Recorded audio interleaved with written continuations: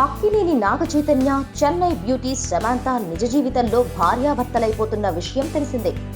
వచ్చే ఏడాది తన ప్రేమికుడు నాగచైతన్యతో 3 ముళ్ళు వేయించుకోవడంతో ఆమె సినిమాలు బాగా తగ్గించేసింది. ఈ క్రమంలోనే ఆమె తనకు కాబోయే భర్త నాగచైతన్య హీరోగా సోగ్గాడి చిన్నినాయన ఫేమ్ కురసాల కళ్యాణ్ కృష్ణ దర్శకత్వంలో తెరకెక్కే సినిమాలో హీరోయిన్ గా నటించేందుకు ముందు ఓకే చెప్పింది.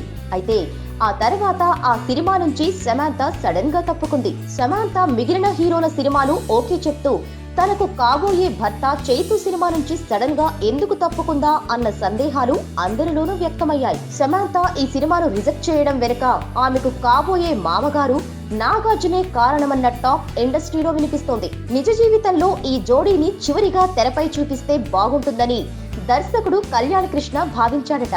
అయితే నాగార్జున మాత్రం ఈ ప్రతిపాదనకు నో చెప్పాడట. నాగ్ సమాంతను తప్పించి ఆ ప్లేస్ లో రకుల్ ప్రీత్ ను ఫిక్స్ చేశాడట. కాబోయే భార్యాభర్తలు పెళ్లికి ముందు ఒకే చోట కలిసి పనిచేయడం మంచిది కాదని, ఇద్దరి మధ్య ఏవైనా విభేదాలు తలెత్తితే మొదటికే మోసం వస్తుందని నాగ్ హెచ్చరించాడట.